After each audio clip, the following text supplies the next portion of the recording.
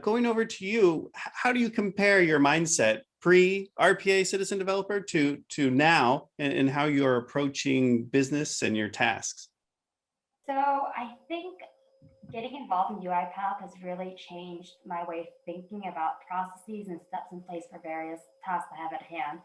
So whenever I get tasked with a new project, instead of my usual method, I'll just get at it. I think of all the similarities that I have with existing projects, and then with that thought process in mind, I'm thinking, hey, how can I automate this? So like just have each process has been different so far, but trying to identify those common similarities and create an automation process that will not only help my new process at hand, but future processes as well if I have similarities with previous ones. So it's interesting because it makes me think of things differently. Instead of working harder, we're working smarter, right? So how are we making it more efficient for any task I have?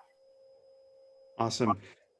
I'm hearing themes here across the different responses of moving from task-based thinking to systems thinking, moving from treating each thing as a discrete activity to looking at the commonalities across the different types of work that you're doing.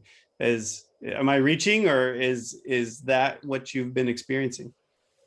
Yeah, no, absolutely. And it's interesting because, during the first phases of UiPath development, my skills were only so much, right? So you start building simple bots, and then you realize how much more you can add on to that process. So not only you're building new bots, you're expanding to old bots to help create the system even more efficient down the line and do more. So yeah, it's been cool. I don't know if I can jump in here, but that's something that I see as a great value point also, is that as particularly citizen developers are able to develop their bots, they end up with a different view of the process that they've automated. And at some point you were like, man, I was adding X, Y, and Z information to my process. And now that I've freed up 80% more bandwidth, maybe I can actually afford to put in other information that I hadn't been able to do before because it would have just been too much,